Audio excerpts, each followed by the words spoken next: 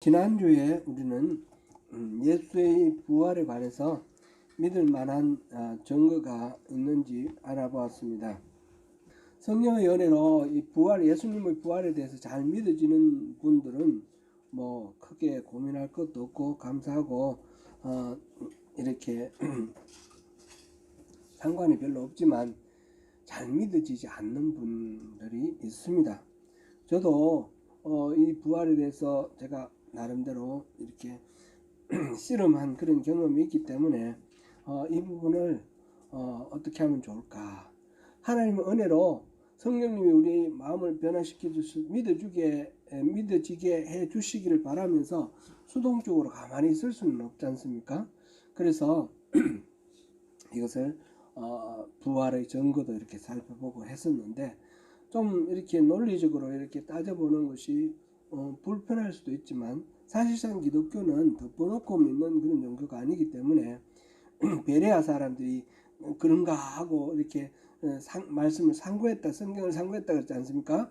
늘 말씀을 깊이 묵상하면서 이 말씀이 무슨 의미인가, 이 말씀이 이런 그런 말씀에 대한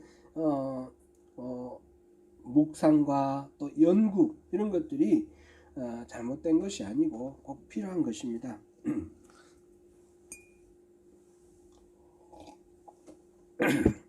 죄송합니다. 예수 부활을 믿는 것은 우리 신앙의 핵심이고, 우리가 신앙생활을 하면서 은혜와 능력을 받아서 우리에게 주어지는 어떤 어려움이나 박해나 고난이나 이런 것들 속에서 흔들리지 않는 믿음을 가지고 또 여유있게 앞으로 나아갈 수 있는 그런 큰 배경이 바로 이 부활의 신앙입니다. 그래서 이 부활의 신앙에 대해서 우리가 이렇게 알아보려고 하는 것입니다. 오늘은 예수님께서 이 나서 또 생활하시고 십자가를 지시고 고난을 받으시고 죽으시고 부활하신 모든 것들이 성경에 다 예언된 것이라고 그랬는데, 이 성경에 예수님의 부활에 관해서는 어떤 식으로 예언이 되어 있는가, 그거를 알아보려고 합니다. 우리가 최근에 수요 예배에서 말씀의 중요성에 대해서 우리가 다루면서 체험, 우리가 은혜를 받는 통로가 신앙의 네 가지 기둥이 있습니다. 뭡니까? 말씀과 이성과 전통과 체험. 생소합니까? 생소한 네 가지 있습니다. 다 하나님이 주신 은혜인데, 이 중에 항상 이 네 가지는 병렬적으로 동등한 것이 아니라 말씀이 항상 기준이 되어야 된다 했습니다. 말씀 위에 이성이 있는 것이고, 말씀 위에 전통이 있는 것이고, 말씀 위에 체험이 있는 것이다. 그렇게 우리가 그런 것을 우리가 여러 번 살펴보았습니다. 이제 말씀과 체험에 관해서 우리가 은혜를 나눌 때에, 그때 본문을 삼은 게 엠마오의, 본문은 아니었죠. 중요한 어떤 성경 구절로 엠마오에 가던 두 제자가 예수님을 만났다, 부활하신 예수님을 만났던 그 얘기를 우리가 살펴보았습니다. 누가복음 24장 13절에서 35절까지 살펴보았는데, 우리 잠깐 그 장면을 한번 환기해 보면 좋겠습니다.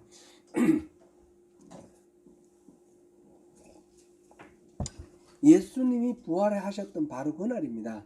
그날 예수님의 제자들 중 두 사람, 한 사람은 글로에라고 이름이 나오고 한 사람은 누군지 모르겠는데, 하여튼 이 두 사람이 엠마오라고 하는 마을, 예루살렘에서 멀지 않은 가까운 마을입니다. 가고 있었습니다. 아마도 예수님이 십자가에 달려 죽으시고 자기들이 막 따라다니면서 섬겼던 이 예수님, 주님이 갑자기 사라지니까 소망을 잃고 그냥 포기를 하고 고향으로 돌아가던 길이 아니었나, 이렇게 추정이 됩니다. 물론 그 설명은 없습니다. 그렇게 엠마오로 돌아가는 길에 동행자가 있었는데, 그 동행자가 바로 부활하신 예수님이었습니다. 이들은 예수님을 보고도 누군지 모르고 이런저런 얘기를 하다가 오늘 바로 최근에 예루살렘에서 있었던 일들에 대해서 얘기를 나누는데, 그 예수라는 분이 십자가에 달려 죽으시고, 오늘 아침에 우리 무리 중에 여인들이 무덤에 갔더니 그분이 안 계시더라. 그분이 부활했다는 그런 소식을 우리는 들었다. 그럼 당신은 그 예루살렘에서 지금 나오는 길인데 어떻게 예루살렘에서 일어난 그 큰 일을 모르느냐, 이런 식으로 이제 얘기를 하는 거예요. 예수님이 그때에 그 두 제자들에게 무슨 말씀을 하십니까? 성경에 나오는 여러 가지 구절들을 가지고 자기 자신에 대해서 말한 것, 예수님이 부활하실 것이다 라는 것에 대해서 설명을 해주면서 부활을 믿지 못하는 그 제자들을 일깨워 주십니다. 그리고는 그 목표했던 엠마오 마을에 들어가서 숙소에 들어가서 같이 지나가려고 하는데 같이 와서 식사를 하자 그래서 같이 들어가서 이제 식사를 나누는 중에 예수님께서 떡을 떼서 나눠주니까 그걸 받는 순간 눈이 떠져서 이분이 바로 예수님이구나, 부활하신 예수님이구나 알게 됐어요. 그런데 예수님은 안 보이게 됐어요. 사라졌어요. 예수님은 자기 자신이 부활의 당사자 아닙니까? 그러면 이 제자들에게, 야 이놈들아, 내가 바로 부활한 예수 아니냐, 눈 똑바로 떠서 봐, 이렇게 말하면 되실 텐데 왜 그렇게 안 하시고 성경에 나와 있는 말씀을 설명을 하셨을까요? 성경에 있는 부활에 대한 구절들을 가지고 설명을 해주시고, 부활하신 예수님을 만나서 같이 걷고 있는 이 사람들 하여금 부활에 대해서 성경적으로 이해를 할 수 있도록 그렇게 해주셨을까 생각해 보면, 예수님은 잠시 동안 생애가 한 33년 정도 된다고 그러는데, 잠시 동안 또 제한된 공간 속에, 그 팔레스틴 지방이라는 그 공간 속에 예수님이 오셨고 부활하셨어도 40일 동안 이 땅에 계셨는데 모든 사람들을 만나 주실 수가 없지 않습니까? 그래서 성경에 기록된 그 말씀과 그 성경이 어떻게 성취되었는지를 통해서 예수님의 그 모든 사역과 예수님의 십자가 순환과 부활, 이 모든 성천, 이 모든 것들을 믿게 하기 위해서입니다. 바로 오늘날 우리가, 예수님을 못 본 우리도, 예수님을 만나지 못한 2000년 후에 살아가고 있는 우리도 예수님을 알게 하기 위해서, 그러기 위해서 성경을 통해서 예언된 바를 말씀하셨고 설명해 주셨고, 성경을 통해서 그것이 기록되어서 전해지게 이렇게 되었습니다. 그러므로 성경이 가장 중요하다는 것입니다. 우리 신앙생활 하다 보면 어떤 영적인 체험을 할 수가 있습니다. 체험을 할 수가 있는데, 그래서 뭐 예수님을 만났다 뭐 이렇게 해가지고 그런 신비로운 체험을 한 사람 중에 이단되는 사람이 너무 많은 거예요. 뭐 내가 직통 계시 받았다 그러면서 사람들을 유혹하는 사람이 얼마나 많습니까? 그런 일은 왜 일어납니까? 경험 자체가 잘못된 것이 아니고, 경험을 했는데 그거를 말씀에 비추고 말씀으로 이렇게 글르고 말씀으로 심화시키고 숙성시키고 말씀을 통해서 모든 것들이 이 복음이 전파되고 이렇게 사역이 이루어져야 되는데, 말씀은 잊어버리고 이 체험만 강조했기 때문에 그런 것입니다. 바로 이 엠마오로 가던 두 제자들의 이 경험을 통해서 우리는 모든 경험이 말씀에 기반을 해서 이렇게 뿌리를 내려야 된다라는 것을 우리가 여기서 배울 수 있습니다. 그러나 예수님께서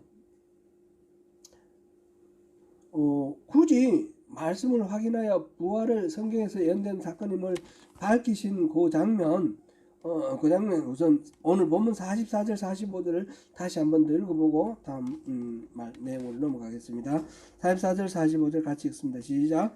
또 이르시되 내가 너희와 함께 있을 때에 너희에게 말한 바 곧 모세의 율법과 선지자의 글과 시편에 나를 가리켜 기록된 모든 것이 이루어져야 하리라 한 말이 이것이라 하시고 이에 그들의 마음을 열어 성경을 깨닫게 하시고. 아멘. 제자들은 자기들과 더불어서 같이 걸어오던 이분이 바로 예수님이죠. 처음에는 몰랐는데 그 떡을 떼어주시는 순간, 눈이 떠진 거는 이제 성찬하고도 관계가 있는 것 같아요. 주님께서 내 살을 먹고 내 피를 마시라고 하셨는데 그 순간에 예수님인 줄 알았고 예수님은 사라지셨어요. 그러니까 이 사람들은 자기들 가던 길이 어디였는지 다 내버려 두고 다시 즉시 일어나서 예루살렘으로 돌아갔다고 했습니다. 예루살렘으로 돌아가서 제자들 모여있는 곳에 가서 예수님께서 살아나셨더라, 우리가 만났다, 그렇게 얘기를 했습니다. 그렇게 제자들에게 이 두 제자가 돌아와서 대화를 나누는 이 순간에 예수님께서 그 자리에 나타나셨습니다. 그리고 여러분들 평안하시냐 이렇게 샬롬 인사를 하시고 사람들이 놀라니까 영과 살은 뼈가 없지만 나는 뼈가 다 만져봐라, 나는 부활을 했는데 유령이 아니라는 거죠. 유령. 우리가 이제 부활이라 그러면 예수님이 부활하셨다 그러면 이제 유령처럼 이 시간과 공간을 막 초월하시니까 문 닫고 있는 데서 왔다 갔다 하시고 하시니까 유령이 아닌가 이런 생각을 하실 수가 있는데 그게 아니라는 거죠. 실제로 만져보라, 살도 있고 뼈도 있고 새로운 육체인 것입니다. 부활체는 이런 살과 뼈가 있긴 있는데 그렇다고 해서 갇혀 우리의 육체와 똑같지는 않은 그런 부활체. 그리고는 거기서 식사도 하셨어요. 구운 생선 한 토막을 드리니 받으사 그 앞에서 잡수시더라. 이렇게 식사도 하시고 그런 모습으로 예수님이 돌아오셨습니다. 그리고 예수님은 그 제자들 앞에서 이전에 성경에 기록된 모든 일들이 이루어져야 된다라고 말씀하시면서 제자들에게 여러분들이 바로 그 증인이 되라 이렇게 말씀하셨습니다. 오늘 본문 중에서 46절부터 48절까지 한번 읽어보겠습니다. 다시 시작. 또 이르시되 이같이 그리스도가 고난을 받고 제3일에 죽은 자 가운데서 살아날 것과 또 그의 이름으로 죄사함을 받게 하는 회개가 예루살렘에서 시작하여 모든 족속에게 전파될 것이 기록되었으니 너희는 이 모든 일의 증인이라. 근데 여기서 하나 확인해 볼 것이 있습니다. 과연 성경에는 그리스도의 부활에 대한 예언이 어떤 내용이 있을까 하는 것입니다. 예수님 메시아가 온다라는 예언이 많이 있는 줄 우리가 알고 있고 메시아가 고난의 종으로 온다, 이게 이사야에 나오는 그런 이야기도 알고 있는데 부활이 구약 성경, 이때는 성경은 신약은 없으니까 구약 성경에 어떤 식으로 이렇게 구약에 들어있는가. 엠마오 가는 길에서 그 제자들에게 예수님께서는 성경의 어떤 말씀을 가지고 자신의 부활에 대해서 설명했을까, 이게 좀 궁금하지 않습니까? 좀 탐구하는 마음으로 이 성경을 찾아보고 확인해보고 그러면 이게 분명히 성경에 예언된 그 사건이구나, 그런 것을 우리가 확인하면서 더 큰 확신을 가지고 우리가 부활을 믿게 될 수 있을 것입니다. 그래서 성경에 나오는 부활의 사례들을 한번 찾아보려고 합니다. 예수님은 본문 44절에서 모세의 율법과 선지자의 글과 시편에 나를 가리켜 기록된 모든 것이 이루어져야 하리라 한 말이 바로 이것이다, 이렇게 말씀하셨어요. 여기서 모세의 율법과 선지자의 글과 시편 이렇게 나누었는데 우리 이제 전에 우리 성경 공부할 때 많이 보았죠. 예수님 당시에 유대인들이 가지고 있던 성경은 구약 성경 아닙니까? 유대인들이 볼 때 이 구약 성경은 크게 나누어 세 가지로 나눌 수 있습니다. 하나는 모세의 오경, 모세의 율법이라는 것은 모세 오경을 말합니다. 그걸 토라라고 그랬어요. 토라. 그 다음에 하나는 선지자의 글, 선지자들이 남겨놓은 연서들, 이거를 느빔 그랬는데 이거는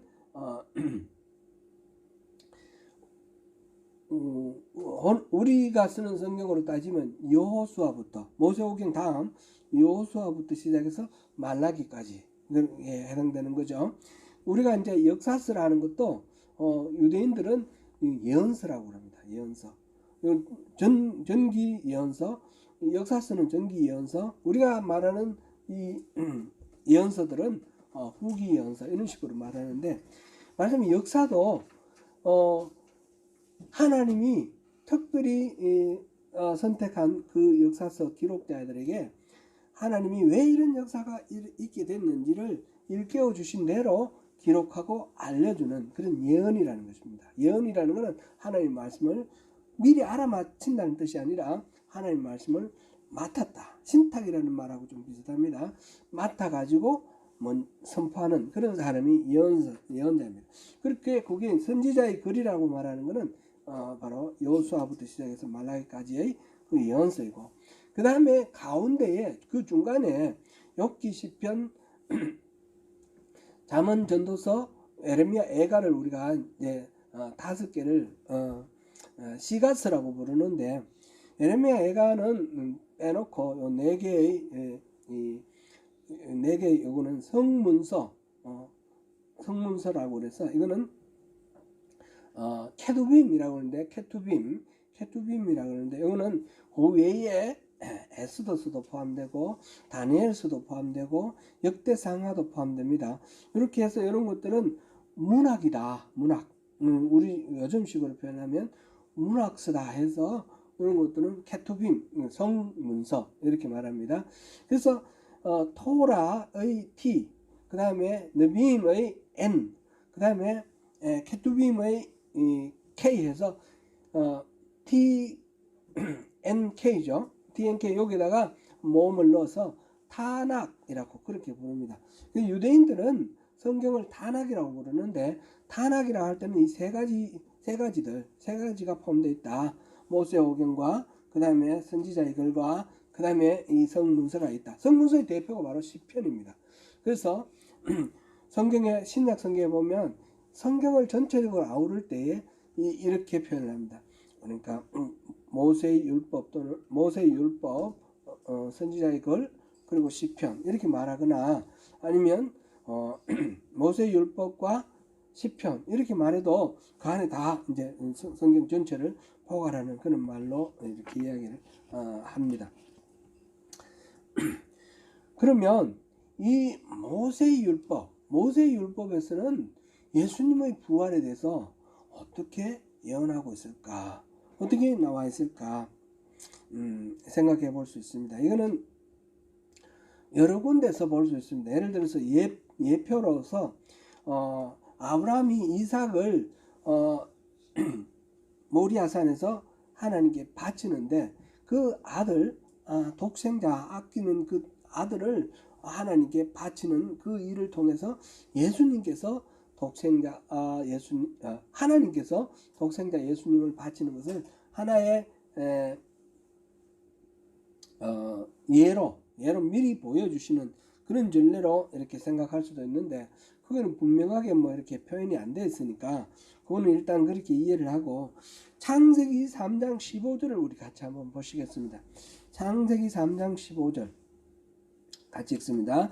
내가 너로 여자와 원수가 되게 하고 내 후손도 여자의 후손과 원수가 되게 하리니 여자의 후손은 내 머리를 상하게 할 것이요 너는 그의 발꿈치를 상하게 할 것이니라 하시고, 이 장면은 에덴 동산에서 뱀이 하와 여자를 유혹을 해서 하나님께서 금지하셨던 선악을 알게 하는 나무의 실과를 따먹게 하는, 그래서 타락시키는 그 순간에 있었던 이야기입니다. 장면입니다. 하나님은 이 하나님 금지하신 선악과를 따먹은 이 사람들을 징계하는 징계의 하나로 뱀은 뱀대로 또 징계를 하시죠. 땅을 배로 이렇게 기어다니게 하고, 그 다음에 이 뱀과 뱀의 후손과 여자의 후손이 지속적으로 싸울 것을 예언적으로 선언했습니다. 그래서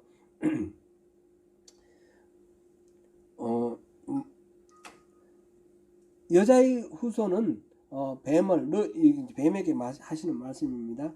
너희 머리를 깰 것이고, 그리고 너희 후손은 여자의 후손의 발꿈치를 상하게 할 것이다. 이렇게 돼 있는데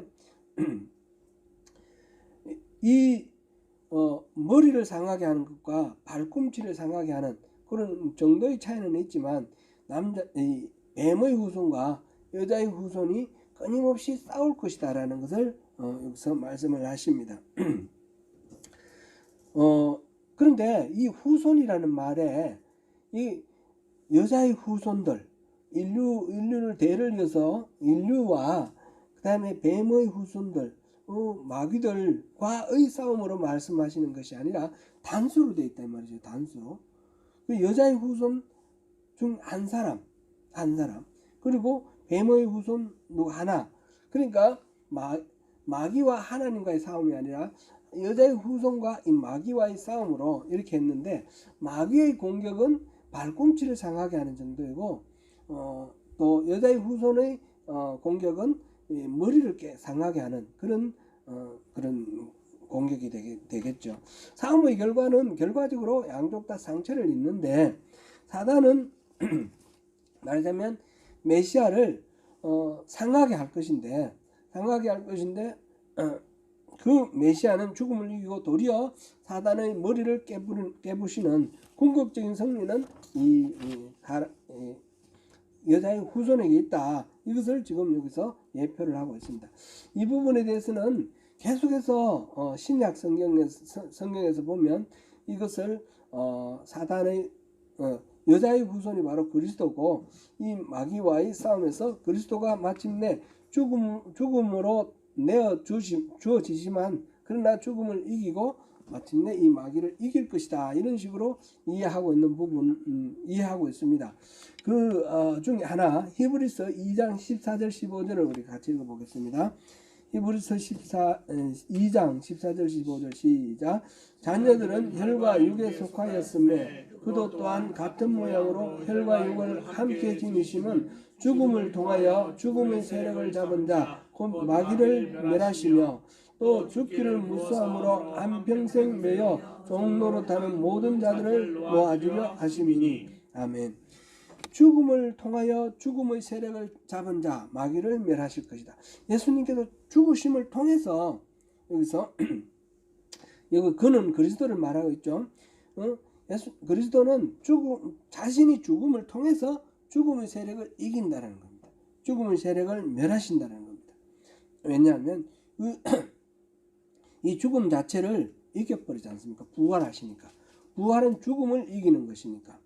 그렇게 해서 모든 인간들은 다 죽음을 두려워하기 때문에 죽음에 매달려 종노릇하고 있는데, 우리 모든 인간들이 더 이상 죽음에 매달려 종노릇하지 않도록 해방을 시켜주신다는 것입니다. 14절에서 그는 그리스도입니다. 그분이 혈과 육을 함께 지니신 이유는 죽음을 통하여 죽음의 세력을 잡은 자 곧 마귀를 멸하시기 위해서 혈과 육을 가지고 오셨다는 겁니다. 하나님으로 오신 것이 아니라 인간으로, 혈과 육을 우리와 똑같은 인간으로 죽으시고, 그리고 그 죽음을 이기심으로써 그 죽음의 종로로 타는 모든 인간을 해방시켜 주시는 것입니다. 죽기를 무서워하여 죽음의 종로로 타는 모든 자를 구출을 해내기 위해서 마귀의 머리를 깨뜨릴 이 여인의 후손은 반드시 혈과 육을 지닌 사람이어야 합니다. 그래서 구원자, 이 마귀와 싸워서 이기는 마침내 최종적인 승리를 이룰 이 여인의 후손은 그리스도인데, 이 그리스도는 성경에서 보니까 인자라고 그렇게 되어 있습니다. 인자. 왜냐하면 혈과 육을 가진 자로 와야 되니까. 인자. 이건 다니엘 7장 13절에 그렇게 되어 있고요. 인자. 예수님은 그래서 자신을 항상 인자라고 불렀습니다. 사람의 아들이라고. 왜 사람의 아들이라고 굳이 저렇게 부르시느냐? 그 이유는 혈과 육을 가진 사람이어야만 이 문제를 종국적으로 죽음의 세력에 사로잡혀 있는 모든 인간을 해방시킬 수 있기 때문에 그렇습니다. 잠깐만 제가 다시 켜겠습니다. 이게 꺼졌습니다.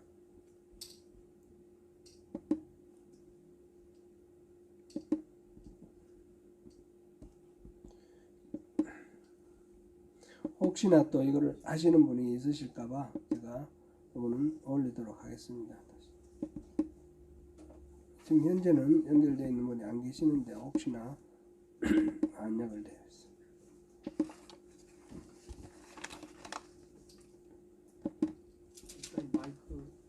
아, 그런가요? 마이크는 맨날 잊어버려요. 예외 없이 잊어버려요.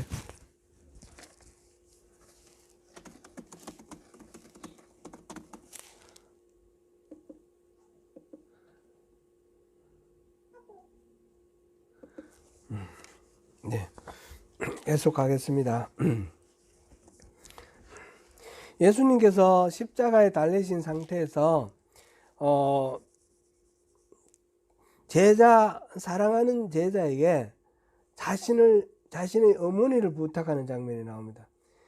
그 자신의 어머니를 부를 때에 뭐라고 불렀습니까? 여자여 이렇게 불렀습니다. 그렇죠? 이거는 가나의 혼인잔치 때에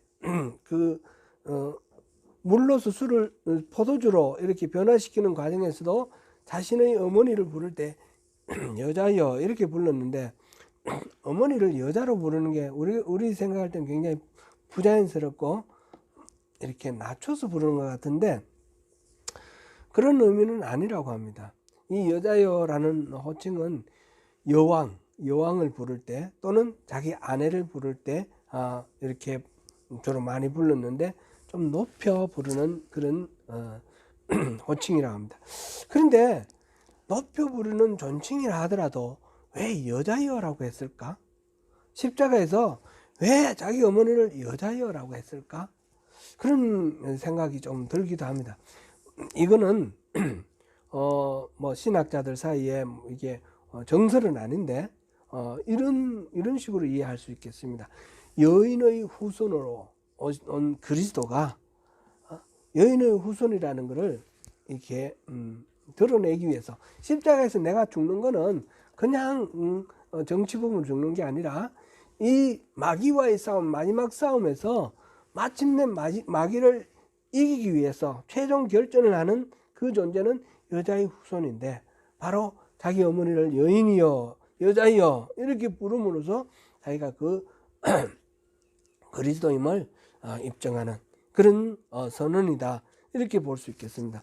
그러고 난 뒤에 다 이루었다 말씀하신, 다 이룬 것은 바로 이 결전 싸움에서 모든 것 할 일을 다 했다는 말씀 되겠죠.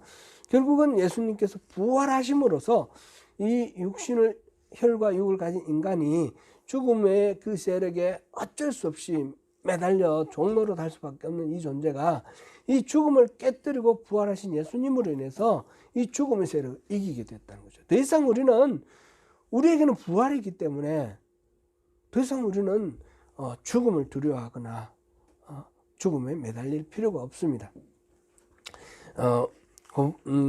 예수님이 죽으셨는데 우리하고 무슨 상관이 있느냐?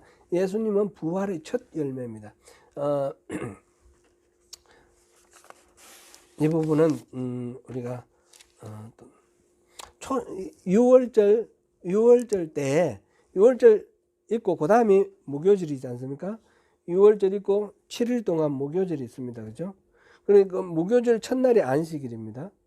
예수님께서는 6월절 날 십자가에 달려 죽으셨고 이 첫날 무교절 첫날 이날 안식일 날 무덤에 갇히셨고 그 다음 날 안식일 다음 날 부활을 하셨는데 이 무교절 다음 날 안식일 다음 날을 그 레위기에 보면 첫 열매를 곡식을 들고 이 제단 앞에서 하나님 앞에서 흔드는 첫 열매를 하나님께 바치는 날이에요.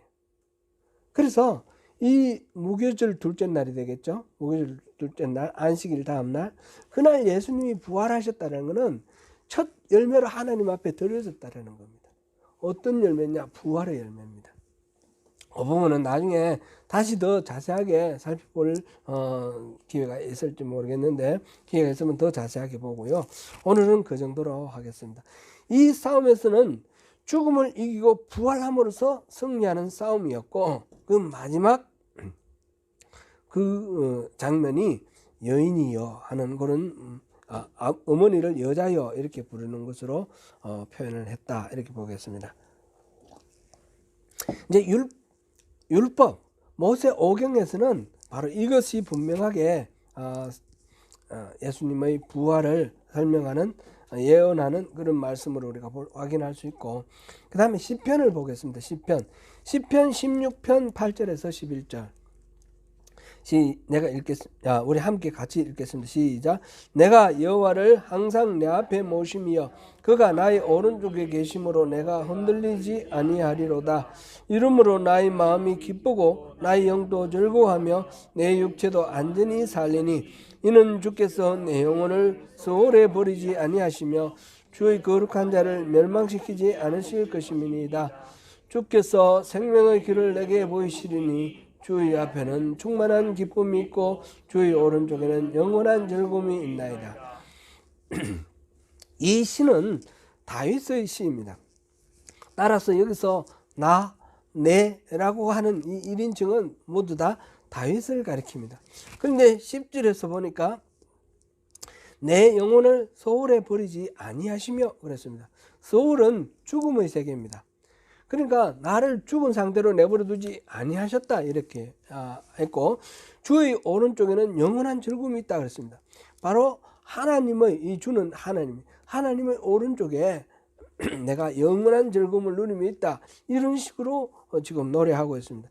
그렇다면 다윗이 부활하여 영원한 생명을 누림을 노래하고 있는데, 실제로 다윗은 그렇지 않았습니다. 그것은 오히려 다윗이 지금 예언적으로 미래 다윗의 후손으로 오실 그리스도에 대해서 노래하고 있는 장면이다, 이렇게 이해할 수 있습니다. 베드로와 바울은 사도행전 2장 14절에서 36절과 13장 16절에서 41절에서 이 두 부분은 적어 놓았다가 한번 찾아보시기 바랍니다. 사도행전 2장 14절에서 36절, 13장 16절에서 41절. 앞에 거는 베드로의 이야기고 뒤에 거는 바울의 이야기입니다. 이 사람들은 예수의 부활이 바로 시편 16편, 지금 우리가 방금 읽었던 시편 16편 8절에서 11절이 실현된 것이다, 이렇게 선언하고 있습니다.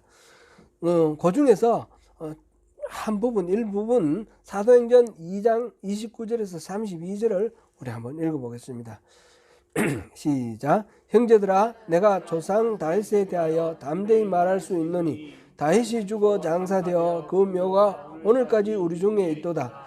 그는 선지자라 하나님이 이미 맹세하사 그 자손 중에서 한 사람을 그 위에 앉게 하리라 하심을 알고 미리 본고로 그리스도의 부활을 말하되 그가 음부의 부림이 되지 않고 그의 육신이 썩음을 당하지 아니하시리라 하더니 이 예수를 하나님이 살리신지라 우리가 다 그 일의 증인이로다. 지금 시편 16편 8절에서 11절 거기에 나오는 이 다윗의 노래를 지금 베드로가 어떻게 이해를 했는가 봅니다. 다윗은 분명히 죽어서 장사되었다라는 거죠. 그리고 그 묘는 지금 이 이스라엘 사람들이 다 확인할 수 있는 여기에 우리 중에 있다 그랬습니다. 그래서 그는 선지자라서 자기 이야기가 아니라 자기 후손 중에 올 미래의 그리스도를 지금 얘기하는 것이다. 그러면서 자기 자손 중에 한 사람을 그 위에 앉게 하리라 하심을 알고 그리스도죠. 그리스도를 그 위에 앉게 하신, 미리 본고로 그리스도의 부활을 말했다. 그가 음부의 버림이 되지 않고 육신이 썩음을 당하지 않게 되라. 음부라는 말하고 스월이라는 말 같은 말이죠. 죽음의 세계. 그 다윗의 후손 중 그리스도로 오실 그 사람은, 그분은 죽음의 세계에 갇혀 있지 않고 한번 죽은 거지요. 죽어서 죽음의 세계에 갔는데 거기에 머물러 있지 갇혀 있지 않고, 그리고 몸도 썩지 않고 다시 나와서 살아나와서 하나님께서 그를 살리셔서 바로 하나님 보좌 우편에 앉으실 거다라는 것을 지금 말한 것이다. 시편 16편 11절에서 8절에서 11절을 베드로가 이렇게 해석한 거예요. 이거는 바울도 또 비슷하게 해석을 하고 있습니다. 베드로는 다윗이 시편 16편에서 말하는 부활하고 영생하는 나는 죽어서 무덤에 아직 있는 다윗 자신이 아니라 다윗의 자손 가운데 한 분으로 오실 그리스도의 부활을 노래하는 것이라고 설명하고 있습니다. 사도행전 2장 33절 36절은 요 지금 방금 읽었는 요 바로 뒤에 이 뒷부분은 시편 110편 1절을 인용을 하면서 거기에 이제 제가 읽어드리겠습니다. 여호와께서 내 주에게 말씀하시기를 내가 내 원수들로 내 발판이 되게 하기까지 너는 내 오른쪽에 앉아 있으라 하셨다. 이 내 발판, 내 발등상으로 이렇게 기억이 나오는데 여기서 내 주께서 내 주에게 말씀하셨어요. 그러니까 이 여호와께서 내 주에게 여호와가 계시고 내 주는 누굽니까? 바로 자손 중에 한 사람을 내 주라고 불렀는데 바로 그리스도라는 거죠. 그리스도에게 바로 내 원수를 내 발판으로 삼을 때까지, 마귀를 마침내 굴복시키고 발판으로 삼을 때까지 내 오른쪽에 있으라. 그 시편을 이렇게 인용을 하였습니다. 예수님께서는 그렇게 바로 지금 사도행전에서 인용한 바 부활하신 존재로 시편 16편 8절에서 11절에도 그렇게 나와 있고 시편 110편 1절에도 그렇게 그리스도는 부활할 것이다, 죽음을 이길 것이다, 그렇게 예언되어 있다라는 것입니다. 그것을 사도행전 2장과 13장에서 분명하게 베드로 바울도 그렇게 이해를 합니다. 이제 시편에서 예수님의 부활에 대한 이야기를 한 거는 지금 두 가지를 봤습니다. 두 가지만은 아닌데 두 가지를 봤습니다. 어디입니까? 16편 8절에서 11절과 110편 1절, 이 두 사례를 우리가 잠깐 이렇게 지나가면서 보았습니다. 그 다음에 세 번째로는 선지자의 글에서, 선지자의 글은 바로 예언서죠. 예언서에도 바로 예수님의 부활에 대한 이야기가 구약 성경에 있다라는 거죠. 그것도 여러 가지가 있지만 이사야 53장 9절에서 11절을 보시겠습니다. 이사야 53장 9절에서 11절 같이 읽습니다. 그는 강포를 행하지 아니하였고 그 입에 거짓이 없었으나 악인들과 함께 있었으며 그가 죽은 후에 부자와 함께 있었도다. 여호와께서 그에게 상함을 받게 하시기를 원하사 질고를 당하게 하셨습니다. 이러면 그가 씨를 보게 되며 그의 날은 길 것이요 또 그의 손으로 여호와께서 기뻐하시는 뜻을 성취하리로다. 그가 자기 영혼의 수고한 것을 보고 만족하게 여길 것이라. 나의 의로운 종이 자기 지식으로 많은 사람을 의롭게 하며 또 그들의 죄악을 친히 담당하리로다.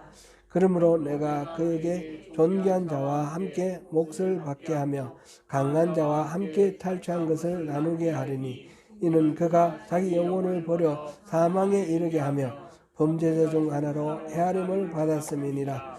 그러나 그가 많은 사람의 죄를 담당하며 범죄자를 위하여 기도하였느니라. 아멘. 본문은 메시아가 고난을 당하는 그런 장면 뒤에 이어져 나오는 부분입니다.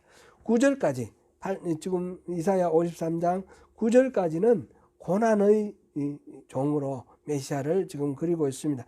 그 다음에 이제 10절부터 12절 우리 읽어본 이 부분은, 변화된 부분은 예수님께서 승귀 이렇게 표현하는데 하나님께 올라가서 하나님 보좌 우편에 올라가는 그것을 노래하고 있는 부분입니다.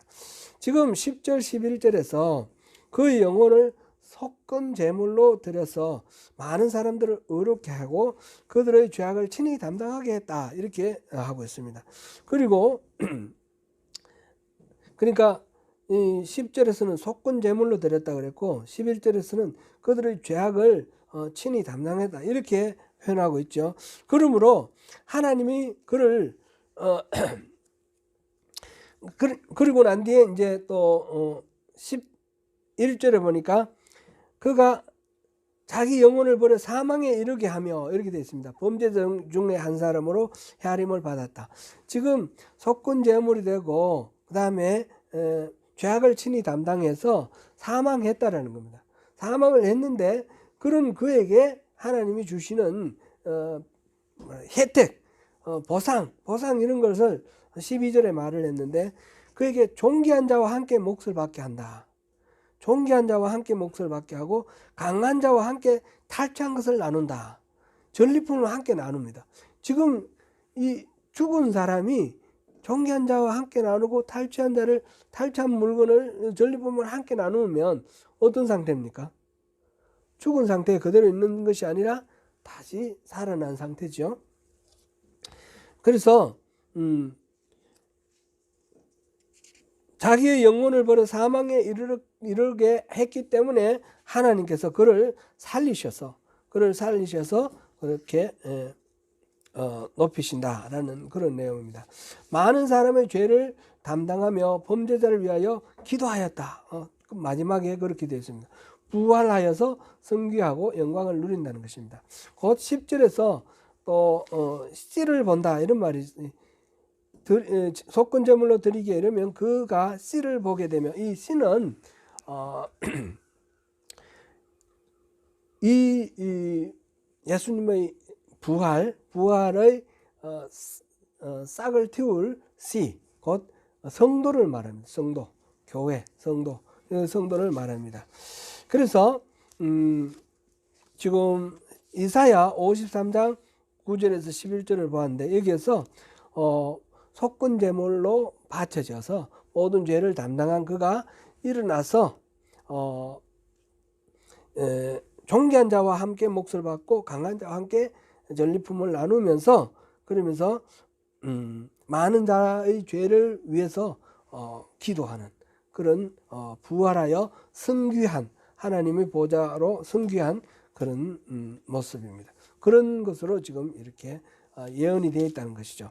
이사야 55장도 그런 것을 직접적으로 나타내고 있는데, 오늘 이제 생략하겠습니다.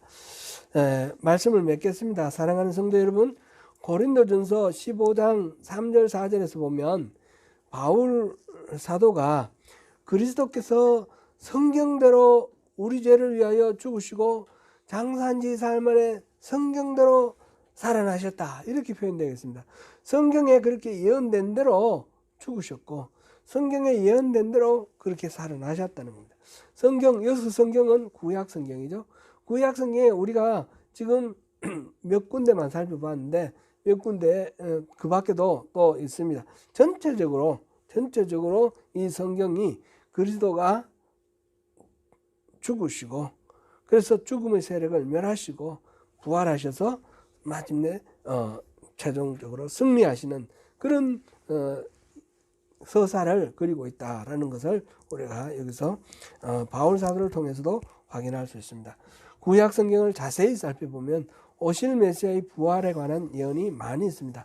짧은 시간 살펴본 것은 예수님께서 손수 제자들에게 가르치셨던 내용, 곧 성경에서 아마 예수님이 엠마오로 가던 제자들에게 가르치셨던 내용은 오늘 우리가 살펴본 이런 내용들이 가장 중요한 내용이니까 아마 이런 내용이 아니겠나, 이런 생각을 해봅니다.